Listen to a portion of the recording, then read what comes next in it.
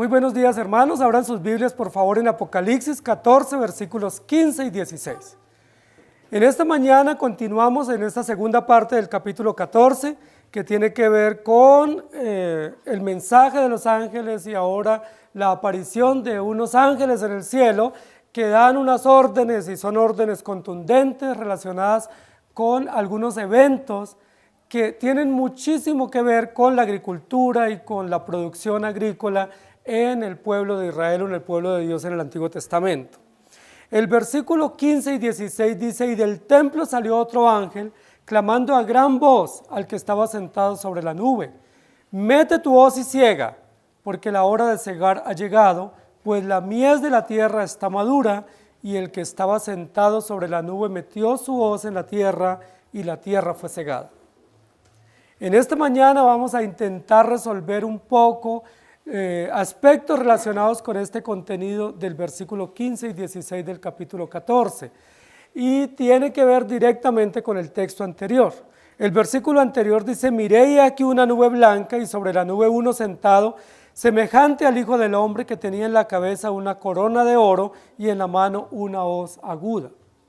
Recuerden, para no perdernos, nosotros estamos estudiando toda la Escritura, pero de manera especial Apocalipsis, bajo un eslogan, que no solamente es un eslogan retórico, sino que es un eslogan práctico, un eslogan hermenéutico, que nos da lo que hemos llamado el polo a tierra, o el hilo conductor para entender la Escritura: Jesucristo, Cordero vencedor. Es decir, Cristo es nuestro hilo hermenéutico, Cristo es nuestra médula espinal para entender el Evangelio, pero no cualquier mensaje sobre Cristo, sino Cristo relacionado directamente con su redención, es decir, con el pacto, con la obra redentiva, con la obra del Calvario, con las promesas mesiánicas y con toda la consumación de la historia de la redención. En ese sentido, la iglesia está presente, porque si Cristo es Cordero vencedor, lo es de su iglesia. Es decir, la iglesia está ahí presente como beneficiaria de esa obra de redención. El versículo anterior vimos a Jesucristo, el Hijo del Hombre, en una nube. Dijimos que hay mucha novedad en el versículo 14 de la semana pasada, muchos elementos nuevos en el capítulo, en el libro de Apocalipsis, y uno de los elementos nuevos es que Jesucristo se presenta como Hijo del Hombre. ¿Quién es el Hijo del Hombre? Pues Jesús, el Hijo de Dios, el encarnado. Está en una nube. ¿Por qué en una nube?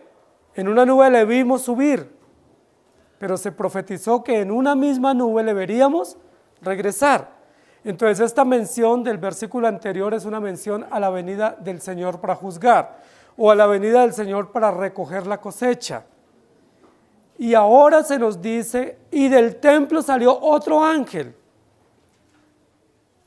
Es importante lo que nos va a decir aquí este versículo, porque nos va a relacionar, versículo anterior, el Hijo del Hombre sentado sobre una nube con una corona y una hoz en la mano, es decir, presto para recoger la cosecha, ¿sí? Y este versículo nos va a decir que del templo, ya no de la nube, sino del templo, sale otro ángel. Estamos ante dos ángeles, uno representado por el Hijo del Hombre en la nube, y otro representado por alguien que está en el templo. ¿Quién es el que puede estar en el templo que da una orden de que la cosecha se recoja? ¿Recuerdan quiénes eran los que oficiaban en el templo? Los sacerdotes. Los levitas eran servidores, eran como los diáconos del templo, pero los sacerdotes oficiaban.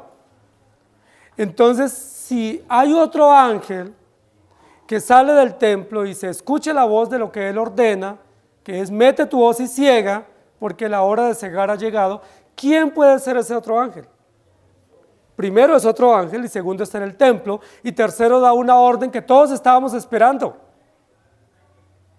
Llevamos 6,000 años esperando esa orden, y esa orden única puede salir únicamente del templo de un oficial, es decir, de un sumo sacerdote. En tal sentido, ¿quién es el que emite esa voz o ese clamor? Pues nuestro sumo sacerdote, que es representado aquí como un oficial que está en el templo o que oficia en el templo.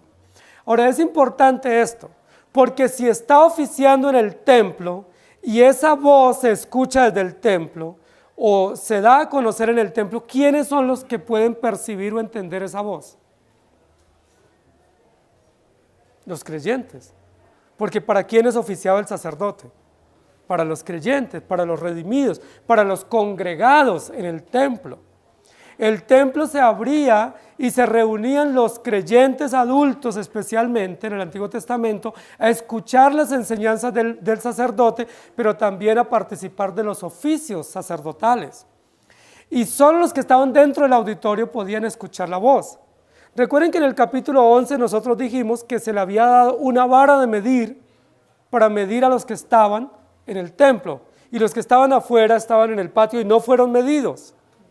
Es decir, en algún sentido tácito es, pues los que están afuera no importa. No importa en el sentido de que para ellos no es esta promesa. Ellos no reciben la bienaventuranza de la vida eterna y por lo tanto no son receptores primarios de la voz de este ángel. Entonces notemos lo siguiente, del templo salió otro ángel. Los que les gusta la angelología y todo el misticismo, tendrían aquí todo un abanico de ángeles, ¿cierto? Entonces ya tienen como 7 ángeles y luego hablan de los 7 ángeles del primero capítulo 2 y 3 y luego otros ángeles por venir. Mejor dicho, estamos llenos de ángeles. Pero nosotros que estamos trabajando el texto en clave cristológica, no estamos viendo muchos ángeles. Lo que estamos diciendo es, la mayoría de estos ángeles que son mencionados aquí representan a Jesucristo, que es el mensajero, que es el enviado del cielo para revelarnos el evangelio y para cumplir los propósitos redentivos. Entonces tenemos 2 símbolos o 2 figuras con las cuales se relaciona a Jesucristo. Primero, como hijo del hombre, y en este texto, como sacerdote. Hijo de hombre encarnado que cumple los oficios del Calvario, y ahora como sacerdote que emite una orden final diciendo la hora de cegar ha llegado, mete la hoz y recoge la cosecha. Esto que vamos a ver hoy es extraordinariamente importante para todos nosotros, pero era muy importante especialmente para los agricultores antiguos y para los agricultores judíos. Recuerden que el pueblo de Israel, o de donde se conforma el pueblo de Israel, antes de ser pueblo de Israel y ser un pueblo seminómada, representado por tribus y por patriarcas, ellos no se dedicaban tanto a la agricultura, se dedicaban más al cultivo de ganado. Recuerden que todo ese periodo, desde Adán en adelante, no fueron tan cultivadores de la tierra, sino más bien beduinos. Sí, Abraham, Isaac, Jacob fueron beduinos, es decir, tenían cabras, tenían ovejas, tenían camellos y cultivaban animales en el campo y los llevaban buscando pastos. Y eso les permitía ser seminómadas, es decir, no establecerse, sino más bien buscar aguas y pastos. Pero una vez el pueblo se establece en la tierra prometida, una de las tareas que ellos se dedicaron a hacer fue la agricultura. Dejaron de ser beduinos por excelencia y se constituyeron en un pueblo agricultor. 3 cultivos principales tenían en la tierra de Israel. ¿Se acuerdan cuáles fueron los 3 cultivos principales? Tenían trigo y cebada, ¿cierto? Que eran los cultivos de grano, los que les permitían pues poner la olla, porque tenían grano, pero tenían otros cultivos que eran cultivos que les permitían celebrar, que eran viñedos. Los viñedos no solamente era para ayudar a acompañar la comida, sino también para celebrar. Eran cultivos relacionados con la fiesta, con la celebración, con el gozo. Sí, el vino aún ahora se asocia con celebración, con alegría, con brindis, con muchas fiestas. Pero también tenían cultivos de aceitunas. Y las aceitunas, o los olivos que cultivaban los hebreos, les servían mucho para no solamente para la salud, sino también para preparar los alimentos y para la iluminación. Entonces, queridos hermanos, aquí estamos ante una de las realidades de producción del pueblo de Israel. Una de las cosas que ellos producían era trigo, cebada y centeno.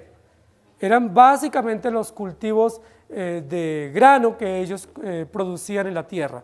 Trigo, cebada y centeno. y esos eran cultivos rápidos que ellos se habían vuelto especialistas. Gran parte del territorio de la tierra prometida lo ocuparon los hebreos o el pueblo de Israel a cultivar este tipo de semillas. Lo que nos va a decir aquí es que eso era una de las prácticas comunes. Cuando el pueblo de Israel sembraba, tenían que esperar, tenían que hacer una gran inversión en la semilla, limpiando de maleza, cuidándolo de animales que los pudieran dañar y preparando todo para que el día de la cosecha.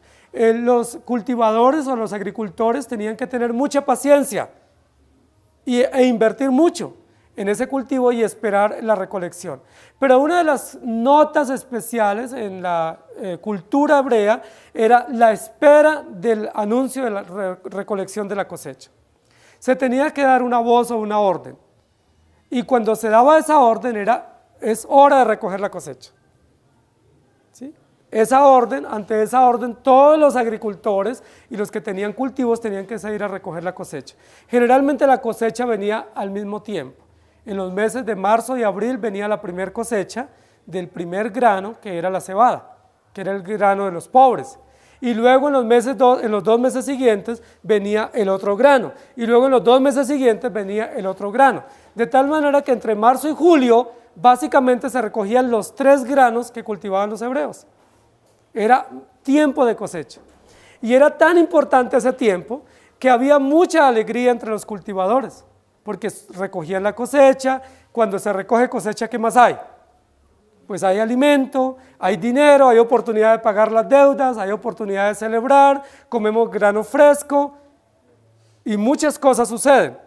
Y era tan importante esta época que Dios estipuló que hubiera una fiesta, y esa fiesta se llama la fiesta de la cosecha o la fiesta de las cosechas, que era el cierre de las cosechas. Se celebraba con una gran fiesta que luego se llamó la fiesta de Pentecostés. La fiesta de Pentecostés es la misma fiesta de las cosechas. ¿Qué celebraban los hebreos? Dios nos ha dado alimento, Dios nos ha dado tierra para cultivar y nos ha dado semilla para sembrar, y esa semilla ha dado un grano bueno. Y Dios había prometido que a su pueblo les iba a dar al 100%. Es decir, que los cultivos iban a ser generosos y cada uno iba a poder recoger muchísimo para que cumplieran los propósitos. Varios propósitos había en la cosecha. Uno, tener alimento. Ese es un propósito de la cosecha, que el pueblo de Dios tuviera alimento. Dios quiere que tengamos alimento, y un alimento bueno y nutritivo. Dios no quiere que vivamos de migajas. Eso no es un plan de Dios. El plan de Dios para su pueblo es que tengamos buen alimento y comamos bien y comamos sabroso. ¿A cuánto nos encanta comer sabroso? Pues a todos, ¿cierto? Tener buena comida, tener una alacena llena, tener los bolsillos buenos, llenos para poder cumplir nuestras necesidades. Pero el propósito de Dios en la cosecha no solo era alimento, el propósito de Dios también era gratitud. Que el pueblo, al tener buena cosecha, estuviera agradecido con Dios, y esa gratitud a Dios la tradujera en ofrendas, en primicias y en diezmos. Dios lo estableció así. Por eso la mayoría de los tributos en el Antiguo Testamento tenían que ver con granos, con animales, con libaciones, porque era una forma de expresar gratitud a Dios por la cosecha. Pero también el propósito de Dios en la cosecha era que hubiera previsión. Es decir, que no solamente recibiéramos, ofrendáramos y gastáramos, sino que ahorráramos. Ese era un plan. ¿Por qué? Porque venían 6 meses sin cosecha. ¿De qué iban a vivir las familias si no había ahorro? Pero recuerden que luego, cuando venía el año del jubileo, tenía que haber un año sin cultivar. ¿De qué iban a vivir si no habían guardado grano para poder mantenerse durante ese tiempo? Entonces la cosecha no solamente nos muestra que la tierra es generosa, que la semilla es abundante y que Dios bendice, sino la cosecha nos muestra principios de obligación, gratitud, ofrenda y previsión. Y del templo salió otro ángel clamando a gran voz al que estaba sentado sobre la nube: mete la hoz y siega. Y hoy vamos a hablar de la siega, pero de la siega con S. es decir, de segar, de recoger, de colectar, de reunir la cosecha. ¿Sí? La siega era una práctica común en el pueblo de Dios y en muchos lugares de la Escritura se nos va a hablar de la siega. La siega tiene que ver con la cosecha. ¿Sí? ¿Qué es segar? Segar es recoger, segar es reunir, segar es cortar para poder tener todo el producto de la cosecha. Entonces la Biblia nos va a hablar mucho de la siega. En estos versículos que vienen del capítulo 14, se nos va a hablar de dos prácticas comunes entre los hebreos. La primera práctica es la siega y la segunda práctica es la vendimia. La siega y la vendimia. La siega era la recolección de todos los granos y la vendimia era la recolección de la uva, ¿sí? O del fruto de la vid. Eran dos cosechas distintas, se daban en épocas distintas e implicaban prácticas distintas. La Biblia va a relacionar la siega y la vendimia en el capítulo 14 y esas dos realidades de la cosecha hebrea nos van a mostrar también realidades del juicio de Dios. En esta oportunidad nos va a hablar de la primera cosecha. La primera cosecha es la cosecha del grano. Si no hay grano, ¿de qué nos sirve tener vino? ¿Qué celebramos si no hay comida? ¿Sí? Por eso Dios estipuló que la tierra primero produjera grano y ese grano se recogiera y hubiera alimento y luego después venía la cosecha o la recolección de la uva. Lo que vamos a presenciar aquí en estos dos versículos es la cosecha de la siega, es decir, la recolección del grano, recolección de granos maduros o granos secos o granos ya listos para consumo. Oí una voz y la voz decía, mete tu hoz y siega. ¿Qué nos está diciendo aquí el texto? Que llegó el momento oportuno o llegó la hora de recoger la cosecha. ¿Por qué es el momento oportuno? Porque el fruto ya está maduro. No se puede recoger un tipo de grano como este si no ha madurado. ¿Sí? Lo que es trigo, cebada, centeno, arroz u otros granos, si no están secos no se pueden recoger, no sirven. No se pueden consumir. Lo que nos está diciendo aquí es, llegó la hora porque el fruto está maduro. Cuando el fruto está maduro se tiene que recoger. Si no se recoge pasan varias cosas. Primero se puede echar a perder, porque se cae, se doblan las espigas y se cae. Inmediatamente el fruto está maduro, las espigas se doblan y ya no sirve. ¿Qué más puede pasar? Si se daña, se pudre, o si el fruto se seca y no se recoge, se pudre y ya no sirve. Pero puede pasar algo también extraordinario, que si el fruto está maduro y no se recoge, las aves del campo o las fieras del campo lo consumen. Y esa semilla o ese fruto no era para las fieras del campo, para las aves, era para el consumo de las familias. Por eso es importante ese momento. Y es importante, los que revisaban los campos tenían que dar la orden, preparémonos porque estamos a punto de recoger la cosecha. ¿Sí? Y los que son campesinos y han trabajado en el campo o han cultivado, saben que viene un momento oportuno para la cosecha. Y ese momento no se puede pasar. En ese momento no hay vacaciones, no hay viaje, en ese momento de la recolección de la cosecha no podemos quedarnos dormidos. ¿Por qué? Porque es el momento. Es un momento, es un cuarto de hora, quizás una semana o 2 o 3, y si no se recogió la cosecha, a pasar necesidades, no vamos a tener alimento. Y eso tiene mucho de aplicación en nuestra vida diaria. ¿Por qué? Porque cuando viene la cosecha, generalmente no venía en invierno. En el invierno no es tan fácil trabajar. Era en otro momento que llegaba la cosecha y había que estar preparados. Pero lo que dice el texto aquí es, hay uno que está sentado en una nube, representa a Jesucristo, el Hijo del Hombre. Ese Hijo del Hombre que está sentado en una nube está con la hoz en la mano, pero está sentado, está cómodo. ¿Qué es lo que él está esperando? Una orden. Él está esperando una orden.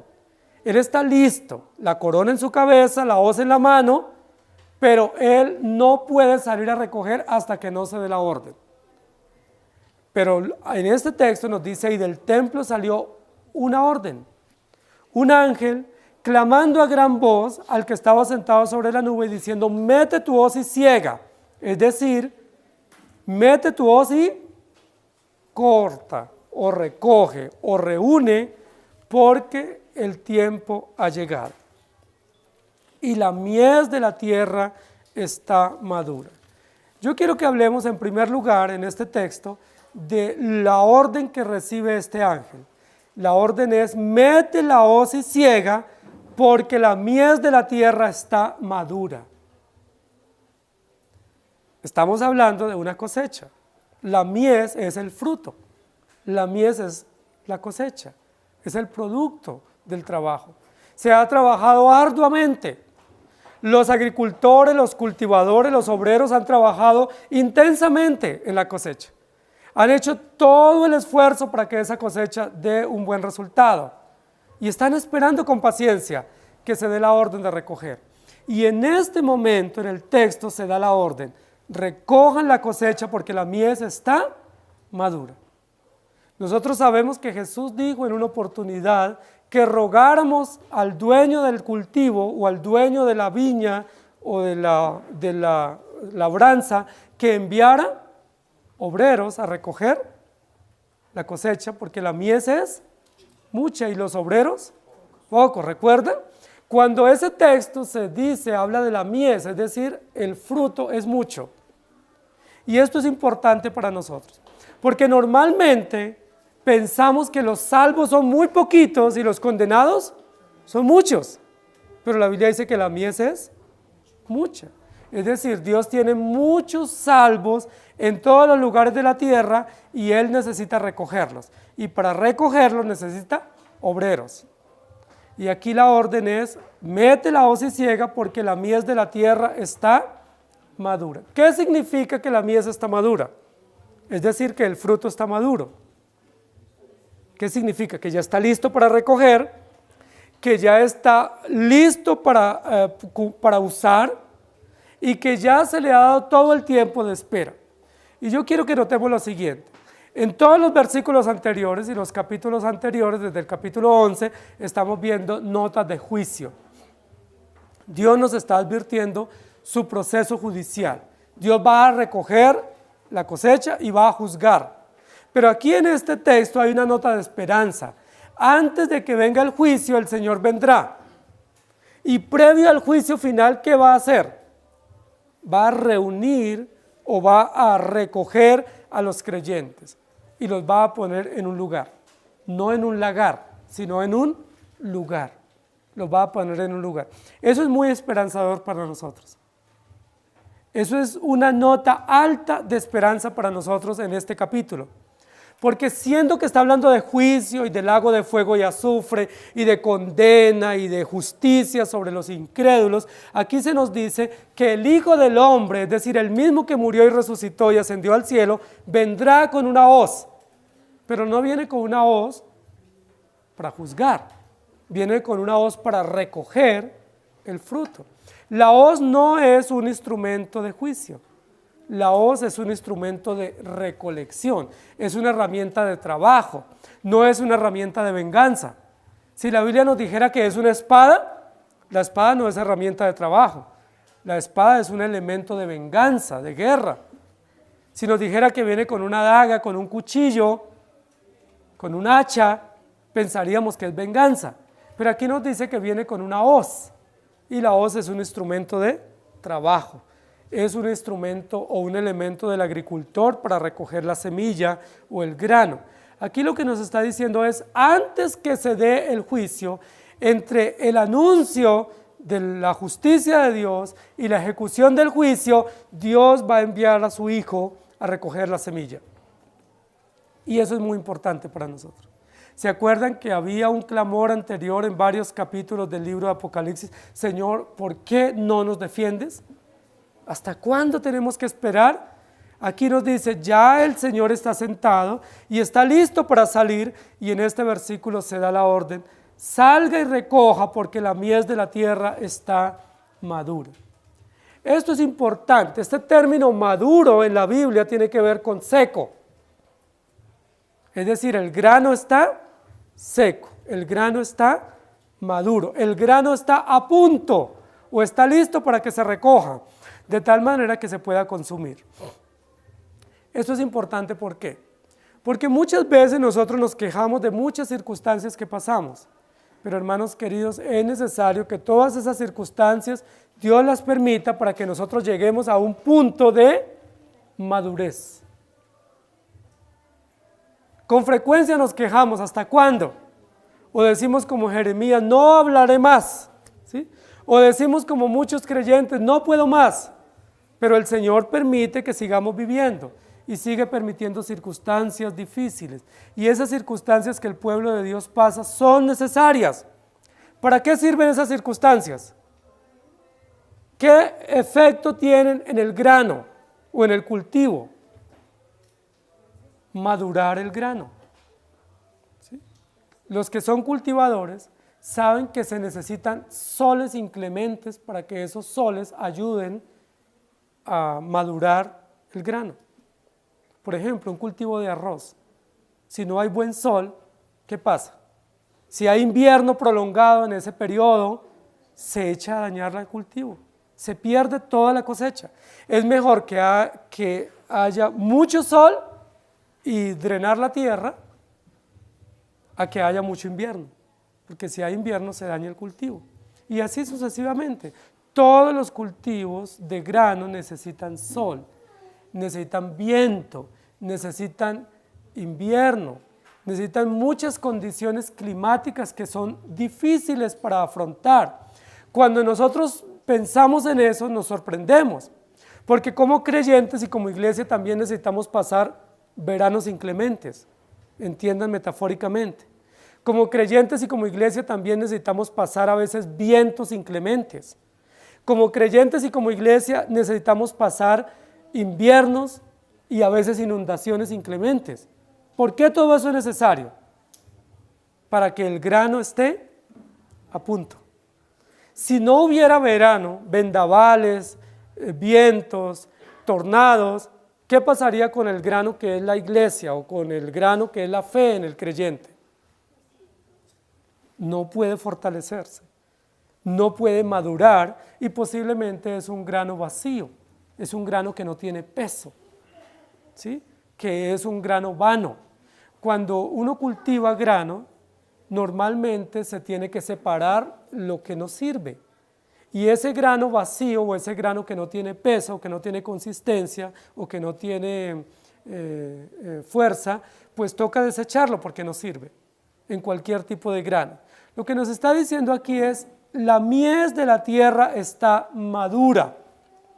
Es decir, ya soportó el verano, ya soportó los vientos, ya soportó todas las adversidades y esas adversidades han contribuido para que ese grano esté a punto y se deba recoger. Esto es importante, hermanos, porque nosotros quisiéramos muchas veces que la vida cristiana no tuviera adversidades. Quisiéramos pasar por la vida celebrando, sin adversidades, sin dolor, sin angustia, sin aflicción. Y en esta época en la que Juan está escribiendo, el pueblo de Dios pasó uno de los peores momentos de aflicción, la persecución por el Imperio Romano. La mayoría de creyentes habían sido perseguidos. Y los versículos siguientes hablan de una gran persecución y de sangre y de un nivel casi de 1,20 m de altura de sangre, como un símbolo hablando de la gran persecución. ¿Por qué? Porque es necesario para que el grano esté maduro. Y yo quisiera que nos preguntáramos, ¿cuánto más necesitamos adversidades para poder coger peso? Para que nuestra fe sea sólida. La Biblia dice que no debemos ser llevados de cualquier viento de doctrina.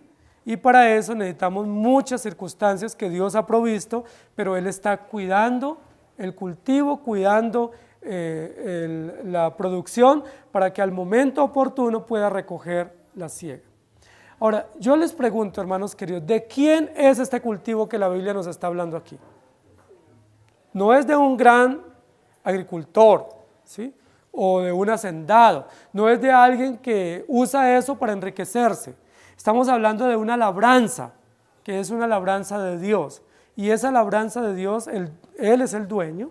Él ha sembrado la semilla. Siendo que Él ha sembrado la semilla es buena, es electa, es el Evangelio, y la ha sembrado el Espíritu Santo en nuestros corazones. Él se encarga de cuidarla, de regarla, de protegerla, pero Él también permite inclemencias necesarias para que esa semilla crezca y se fortalezca, y Él mismo es el que va a recoger la cosecha. Aquí lo que nos está diciendo es, ya Él está en la nube sentado, listo, y en el templo el sacerdote que representa a Jesucristo, nuestro sumo sacerdote, da la orden diciendo, la mies de la tierra está madura, hay que recogerla.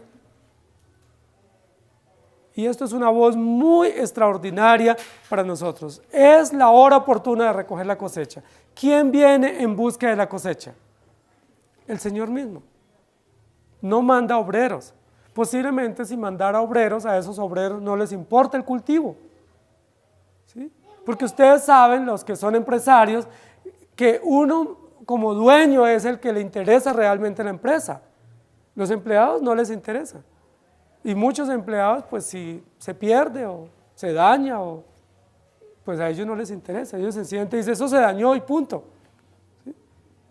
Pero ¿a quién es el que realmente le interesa el cultivo? ¿A quién le interesa el resultado, la producción, la cosecha? Pues al dueño. Él es el que vela por ese cultivo. Y ha velado todo este tiempo desde que la semilla fue sembrada en el corazón. Por eso la Biblia dice que aquel que comenzó la buena obra, la perfeccionará hasta el día de Jesucristo. Lo que tenemos que comprender, querida iglesia, es que el único que está realmente interesado en la iglesia es el Señor Jesucristo. No somos nosotros. Si por nosotros fuera, la iglesia ya se hubiera acabado. Es más, no existiera. Si dependiera de los ancianos, si dependiera de los pastores, si dependiera de los creyentes, no hubiera iglesia. Pero la iglesia es del Señor. El cultivo es de Él. Él preservó la semilla, la sembró en nuestros corazones y Él va a recoger la cosecha. La mies de la tierra está madura. Es decir, hay cosecha y esa cosecha se va a recoger. No, el anuncio no es se perdió la cosecha, se malogró el fruto. ¿Sí? No, lo sentimos, no hay resultado, pérdida total. Esa no es la voz que se escucha. Eso sucedería en nuestras empresas. Muchas veces nuestras empresas tienen pérdida total. ¿Sí? Muchas veces nuestros proyectos fracasan al punto de que no hay nada para recoger. A veces quedamos endeudados. Pero no sucede así con la empresa del Señor, que es la iglesia. El cultivo que es el Evangelio va a dar resultados sí o sí. Haya adversidad, haya persecución, haya tormento, la mies está madurando y el cordero la va a recoger. La mies de la tierra está madura, hay que recogerla. Lo que estamos diciendo aquí es, esta orden se dio en el cielo, y al darse la orden en el cielo, el Hijo del Hombre descenderá del cielo y vendrá a recoger la cosecha. Lo primero que Él va a hacer cuando regrese aquí a la tierra es recoger la cosecha. ¿No es eso extraordinario? Nosotros diríamos, Él como Rey absoluto y Juez supremo y sacerdote perfecto, ¿viene a ocuparse de labores agrícolas? Como venir a recoger el cultivo que ha sembrado en nuestro corazón para presentarlo ante el Padre como una producción grata ante sus ojos. Y la respuesta es sí, Él se va a ocupar de eso. Él va a recoger la cosecha y aquí se está anunciando esto muy importante. Primera de Corintios 3:6 dice, yo planté, Apolo regó, pero el crecimiento lo da Dios. La semilla es el Evangelio. Santiago 5:7 dice, por tanto, hermanos, tened paciencia hasta la venida del Señor. Mirad cómo el labrador espera el precioso fruto de la tierra, aguardando con paciencia hasta que reciba la lluvia temprana y la tardía. Hermanos, Dios está cuidando el cultivo. Su labranza la está cuidando. No somos nosotros los cuidadores de la iglesia. No somos nosotros los guardianes de la iglesia, debemos serlo. Pero realmente quien lo hace con excelencia es el Señor, porque le pertenecemos a Él y Él vendrá por la cosecha. Llegó la hora de recoger. llegó la hora de la cosecha. Ese era uno de los mejores días para el pueblo hebreo, porque cuando hay pan fresco, pues hay alegría en la casa y hay celebración. Eso es como cuando a uno le pagan la mensualidad, pues ese día hay mercado, y cuando hay mercado, pues uno pone la olla, ¿cierto? Y hay alegría porque hay abundancia, a diferencia cuando todo se acaba y tenemos que esperar qué vamos a comer. Aquí era una de las fiestas más esperadas por los hebreos. En el tiempo de esa fiesta fue que Ruth se casó con Booz. En esa fiesta, la fiesta de la cosecha. Y en esa fiesta de la cosecha se celebraban varias, en ese cultivo mejor, en esa recolección de la cosecha, se celebraban varias fiestas en el pueblo hebreo. Una de las fiestas celebradas era la Pascua, los panes sin levadura. ¿Por qué se podía celebrar 7 días sin panes sin levadura? Porque había cosecha, había trigo. Era en el cultivo del trigo. Pero también se celebraba la fiesta de Pentecostés o la fiesta de las cosechas y también la celebración de las primicias. Todo eso era en ese periodo de los 6 meses. Se celebraban todas esas fiestas porque era en honor a la producción, había abundancia. Queridos hermanos, Dios también nos provee abundancia. Y en esa abundancia debemos estar agradecidos y cumplir el propósito por el cual Dios nos da la cosecha. ¿Qué otra cosa se hacía en la siega? No solamente se recogía, se reunía. Había una segunda tarea que se hacía en la siega, con la hoz. Se cortaba y se separaba. Esa era una función muy importante de los agricultores. Los agricultores ya conocían el grano, y Dios les había dicho anteriormente, no intenten arrancar la cizaña, dejen crecer juntamente lo uno con lo otro. Y luego cuando sea el día de la recolección del grano, los segadores cortarán y separarán. La separación era otra tarea importante. Y aquí esto es importante en este texto. La hora de la siega ha llegado, es decir, ha llegado la hora de separar.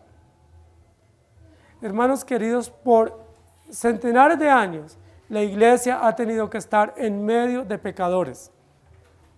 Por centenares de años, la iglesia ha tenido que vivir en medio de realidades de dolor y de injusticia. La iglesia, que es garante de la verdad, ha tenido que vivir en medio de injusticia y de maldad. ¿Quiénes son los que le han causado daño a los creyentes? A los pastores, a los apóstoles, a los profetas en el Antiguo Testamento. ¿Quiénes los han perseguido y los han matado? Los enemigos del Evangelio, los incrédulos. Y la iglesia no ha sido separada para vivir diferente. En algunas épocas ha habido creyentes que han pensado que lo mejor es separarse. Así surgieron los esenios. Los esenios en la época de Jesús pensaron que lo mejor era irse a unas cavernas y vivir allá separados del mundo, que eso era lo adecuado. Y en varias épocas, ¿cierto? El monasticismo, luego algunos vertientes del puritanismo y otras vertientes separatistas han pensado que lo mejor para la iglesia es separarse. Hay tanta maldad en el mundo, mejor separémonos. ¿Se acuerdan que aún Pedro y Juan dijeron eso? ¿Por qué no nos hacemos 3 enramadas y nos quedamos aquí, que acá pasamos sabroso?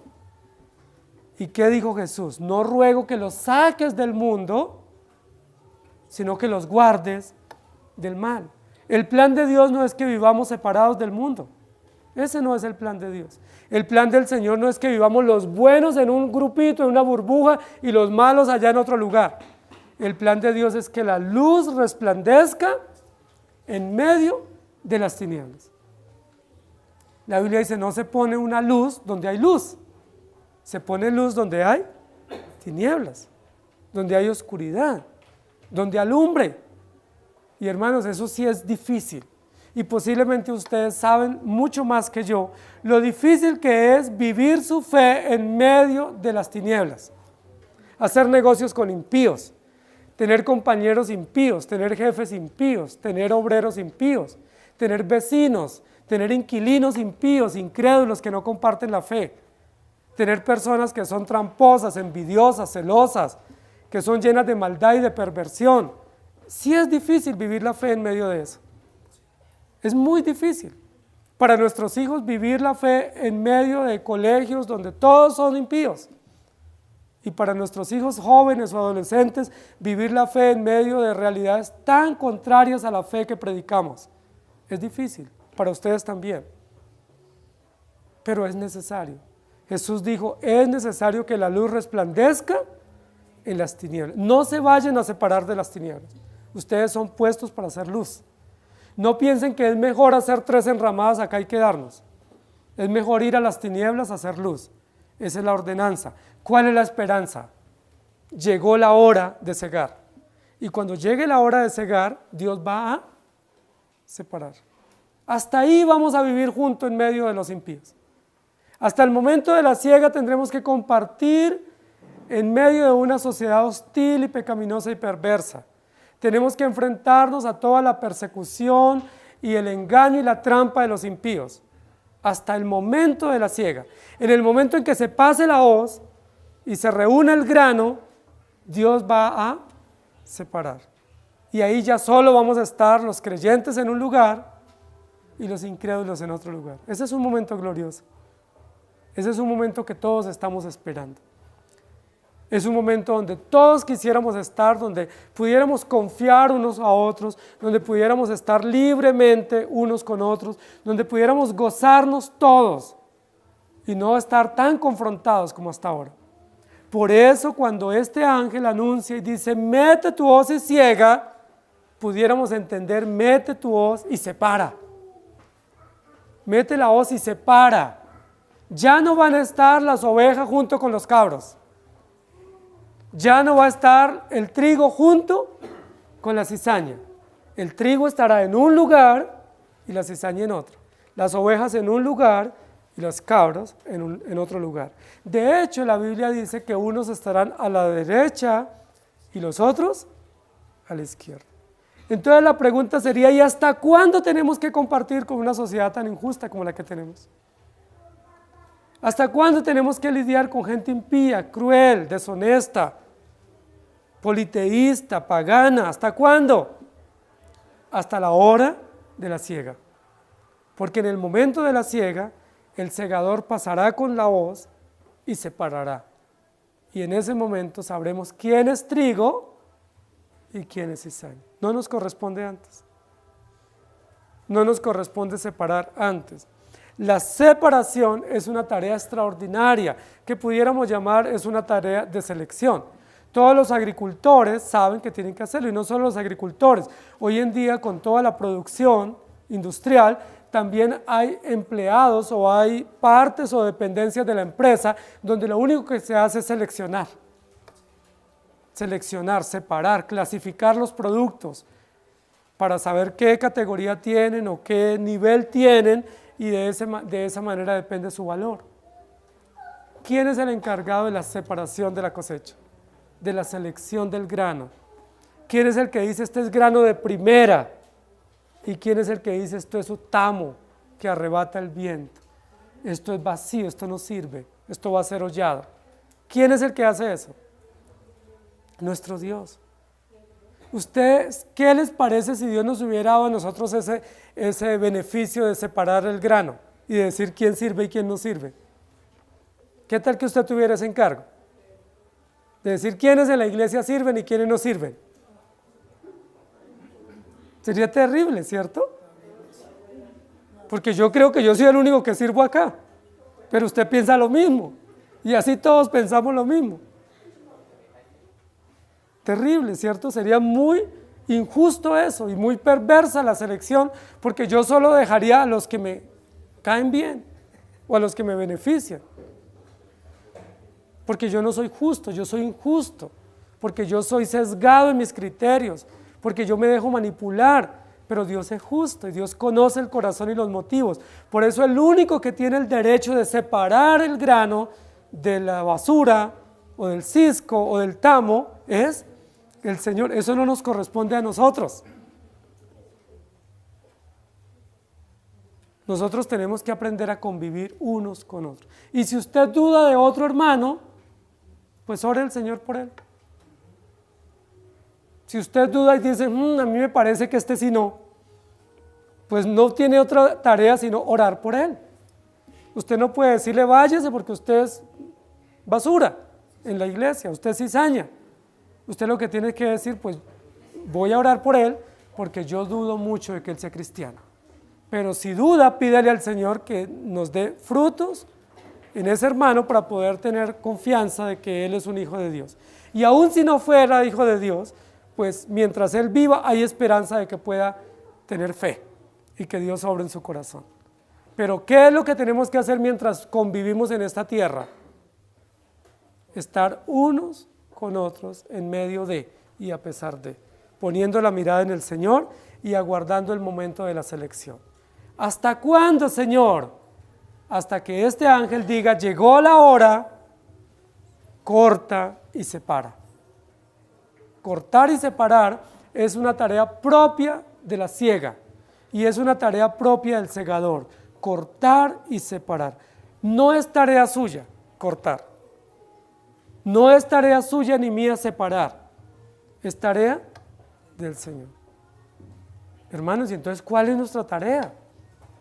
Porque el Señor siembra la semilla, Él da el crecimiento, Él la riega, luego Él la recoge, luego la separa. ¿Cuál es nuestra tarea entonces? Pues confiar en el Señor, esperar en Él y ver el precioso fruto, el precioso resultado que el Señor está preparando para el día final. Y lo tercero que hace el segador, además de recoger y separar, es dictaminar. Dictaminar qué es lo que va a hacer con cada parte de lo que ha recogido y con esos manojos o con esas gavillas. ¿Recuerden que la Biblia habla de las gavillas? No es que Él nos hace gavilla. Las gavillas eran los manojos, los atados, ¿sí? Y los montones que se hacían de la cosecha. A medida que los trabajadores iban avanzando en el cultivo, cogían atados, ¿sí? O manojos y los iban asegurando y los iban dejando en montones y iban avanzando. Y luego después venían los que recogían esas gavillas o esos montones para llevarlos al granero y trillarlos. Es una tarea interesante, muy manual, muy doméstica, no industrializada. Hoy en día ya casi no sabemos de eso, ¿cierto? Porque las cosechas se recogen con mucha técnica. Entonces ya no sabemos de esas labores manuales. Pero los que conocen del campo y han tenido que vivir en épocas un poco anteriores, saben que la industrialización ha llegado al campo recientemente.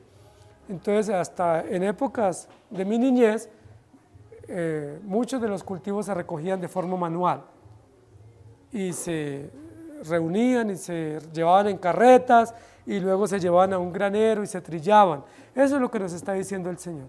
Entonces, ¿quién da la orden de recoger la cosecha? Dios. ¿Quién la recoge? Él mismo. ¿Quién la separa? Él mismo. ¿Quién la lleva al granero para ser trillada? Él mismo, para que sea útil. Luego dice acá, y el que estaba sentado sobre la nube metió la hoz en la tierra y la tierra fue segada. Es decir, la cosecha se reunió, el fruto se sacó y fue trillado para saber o asegurar qué era lo que correspondía. Hermanos queridos, este ejemplo que la Biblia nos está diciendo acá de la siega es un ejemplo muy sencillo para poderlo entender. Lo que nos está diciendo, usted y yo somos como un fruto, o como una planta, o como un cultivo. Ese cultivo Dios lo está cuidando. El corazón es un cultivo. Por eso dice la Biblia, sobre toda cosa guardada, guarda tu corazón. Cultivar es muy importante. Ahora, cultivar es una palabra interesante en nuestro idioma. ¿Qué nos viene a la idea cuando hablamos de cultivar? De cosecha, de agricultura, de un producto que estamos esperando un fruto. Pero ¿saben de dónde viene la palabra cultivo? La palabra cultivo viene de culto y viene de cultura. Es decir, ¿qué es lo que Dios está haciendo con su iglesia, con su pueblo? Cultivándolo para que ese pueblo le rinda culto o le cultúe a Él. o para que ese pueblo tenga una cultura de adoración a Él. Es decir, que nosotros seamos un pueblo que rinde culto porque somos un cultivo. Esto es bonito. La Biblia nos compara con un cultivo. ¿A quién no le encanta ir a un cultivo y ver toda esa cosecha lista para recoger? Es fabuloso, ¿cierto? Es fabuloso ir a un terreno y ver que la cosecha está madurándose, ¿sí? Sea un cultivo de café, de arroz, de frutales, ¿sí? De cualquier tipo de grano.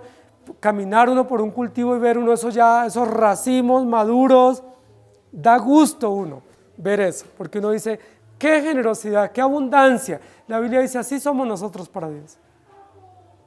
Para el mundo, ¿cómo somos? Improductivos. Nosotros para este mundo no servimos. La Biblia dice, ¿por qué? Dice, porque nosotros no corremos en el desvarío o en el desenfreno de este mundo. Entonces, para el mundo no contamos. Usted no cuenta para este mundo, yo tampoco. ¿Por qué? Porque nosotros no somos cultivo de este mundo y para este mundo. Nosotros somos un cultivo de Dios y para Dios. Entonces aquí en este mundo no contamos, pero ¿para quién contamos? ¿Quién está preparando ese cultivo y haciendo que ese cultivo esté madurando y esté rojito, esté agradable, esté bien llena esa espiga para que sea útil para Dios? Él. Y aquí lo que nos está diciendo, Él mismo la recoge, Él la separa y Él le va a dar el dictamen. ¿Cuál es el dictamen del trigo? ¿Para qué se usaba el trigo en la antigüedad entre el pueblo de Dios? Apenas llegaba la cosecha del trigo, ¿qué era lo que se celebraba? Una gran fiesta, 7 días duraba y se llamaba la fiesta de los panes sin levadura. 7 días comiendo pan en todas las casas de las familias hebreas. ¡Qué delicia! Todos celebrando, todos reuniéndose en familia, triturando ese grano, machacándolo, tostándolo y luego amasando y comiendo pan. ¿Por qué hacían una fiesta de los panes sin levadura justo cuando venía la cosecha del trigo? Porque era una forma de mostrarnos la utilidad, es decir, el alimento y el sustento y la utilidad de ese grano. Pero lo que no sirve, el cisco o el tamo, ¿para qué se usaba? Para la basura, para ser hollado, ¿sí? Para quemarlo. No tenía ninguna otra trascendencia, pero el trigo era usado para fiestas. Se llevaba al templo panes y se ponían en el templo. Se reunían las familias y comían juntas. Luego cuando venía la otra cosecha posterior, dice la Biblia que había otra fiesta que era la fiesta de las primicias y la fiesta de Pentecostés. Y en esa fiesta también había mucha comida. No hay fiesta en el pueblo de Dios sin comida. Nosotros hacemos honor a eso. Siempre que hay fiesta comemos mucho, porque estamos muy agradecidos. Pero ¿saben? Todo eso son símbolos y metáforas, porque lo que realmente la Biblia nos está diciendo acá es, usted y yo somos un fruto para Dios. Somos un fruto. Usted y yo somos de valor para Dios, no porque tengamos valor en nosotros, sino porque Él sembró una semilla en nuestro corazón y Él está haciendo que esa semilla germine y produzca. Para el mundo improductivos, para Dios productivos. Para el mundo inútiles, para Dios útiles. Para el mundo nosotros somos la escoria, somos la basura. Pero para Dios somos de gran valor. ¿No es eso maravilloso? Hermanos, nosotros no necesitamos que el mundo nos diga que nos ama. Nosotros no necesitamos que el mundo nos diga que nos quiere y que somos valiosos. Si nadie nos dijera eso, ya Dios nos lo dice en su palabra. ¿No es más importante que Dios nos diga que somos valiosos a que el mundo nos lo diga? ¿Quiénes son valiosos para el mundo? Los impíos. Los que hacen grandes negocios donde hay corrupción, donde hay maldad, donde hay engaño, los que encubren, esos son valiosos para este mundo. ¿Sí? Los que toman armas, desaparecen personas, los que llevan dobles contabilidades, los que llevan doble moral, todo eso son muy útiles para este mundo. Pero los que llevamos la verdad no representamos utilidad para este mundo, Sin embargo, cuando Dios va a recoger su cosecha, dice, la voy a recoger en la tierra entre los que son útiles para mí. Hermanos, esto nos debe llenar de mucha esperanza. Si usted piensa que nadie lo quiere, pues puede ser que nadie lo quiera. Eso pues es posible. Pero ¿sabe quién lo ama? Lo ama nuestro Señor. Lo ama a punto de dar la vida por usted y por mí. Lo ama tanto que la Biblia dice que su nombre ya está escrito en el libro de la vida. Y lo ama tanto que lo está madurando. Y un día vendrá por usted a recoger ese fruto hermoso y llevarlo a su presencia y darle la utilidad adecuada. ¿Cuál es el veredicto del trigo? A la derecha. Bienvenido, bendito de mi Padre. Es útil para mí. Hermanos, ustedes y yo representamos un granero generoso para Dios. Y eso es muy importante. Por eso debemos amarnos y protegernos mutuamente como creyentes. Por eso no debemos tenernos envidia, porque si usted es grano maduro, el otro que está a su lado también es grano. Y si usted es trigo, el que está a su lado también es trigo. Todos somos trigo y vamos a ir al mismo granero y vamos a estar en el mismo lugar, ¿cierto? Rindiendo utilidad para el Señor. Llegó la hora, dice este ángel, la hora de recoger, la hora de separar y la hora de disfrutar el beneficio de la cosecha. Si usted es trigo, estará en esa recolección. Si no es trigo, espérese un poquito, porque vendrán unas denuncias extraordinarias contra los que no son trigo. Hermano, qué hermosa mañana tenemos hoy para ver que Dios recoge su cosecha. La pregunta es, ¿usted está preparado para ese día? ¿Está preparado para cuando el Señor diga, llegó la hora? Y si llega la hora, Él pasa su hoz y nos corta, pero no de manera judicial, sino nos corta de manera especial, llamándonos a su presencia para estar en su granero, lo cual es importante. No somos una piedra en el zapato, somos grano útil para su reino y para su gloria. Que el Señor nos ayude.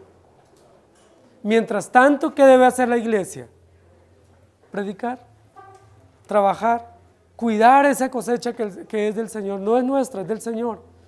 Cuidar la cosecha que es del reino de los cielos, porque todos unos a otros debemos cuidarnos, protegernos y estimularnos, porque el Señor viene.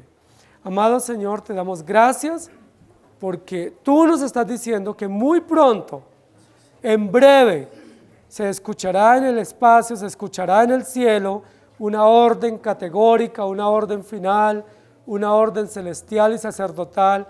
Llegó la hora de la cosecha. Y cuando se llegue esa hora, la mies o el fruto, que son los creyentes de todos los lugares y condiciones, serán reunidos en el granero. ¡Qué hermosa figura! Tú mismo viniendo con la hoz en la mano a recoger el fruto, tú mismo viniendo a recoger, a cortar la cosecha, ponerla en manojos, ponerla en atados, en gavillas, para llevarla al granero y darle utilidad. Señor, todos tus hijos esperamos ese momento, porque aquí realmente, mientras llega esa cosecha, pasamos adversidades inclementes y a veces sentimos que desistimos y que no podemos más, pero tú nos recuerdas que hay que esperar un poco más, que en breve se recogerá la cosecha y cuando tú nos recojas estaremos en tu mano, atados a tus pies, junto a la cruz y listos para ir al granero, para ser útil para ti. Señor, qué hermosa figura. Nosotros somos siervos inútiles, pero por tu gracia somos útiles a ti. Nosotros no representamos nada de nuestras propias fuerzas, porque somos débiles y frágiles, además de eso pecadores. Pero en tus brazos, en tus manos, con tu gracia, con tu evangelio, somos de gran valor y de gran estima para ti. Somos muy valiosos para ti. Por eso no tenemos por qué revolcarnos en el mundo que no tiene valor, sino más bien invertirnos en tu reino, porque en tu reino somos útiles, somos admirados y somos engalanados con gracia y con gloria por ti mismo. Gracias por nuestros hijos, por nuestros jóvenes. Ayúdanos a nosotros como adultos a enseñarles a nuestros hijos y jóvenes el valor del Evangelio. Y por favor, tú mismo, Señor, siembra en sus corazones, si así te place, la fe, la semilla de la fe en sus conciencias, para que ellos te teman y vivan para ti, para que no se revuelquen en el lodo cenagoso del pecado, sino para que ellos vivan para ti como grano especial, como semilla selecta para ti, para tu gloria y para tu alabanza. Y aun si ellos se llegan a revolcar en algún periodo de sus vidas en el lodo del pecado, por favor, ten misericordia. Sácalos de allí, Señor. Lávalos, límpialos y haz de ellos vasijas en tus manos para tu gloria. Por favor, cuida nuestra iglesia, Señor, para que siga preparándose para ese día final, cuando se dé la orden de cortar el grano maduro y de ser puesto en el granero. Te lo pedimos en el nombre de Jesús. Amén. Que el Señor les bendiga, iglesia.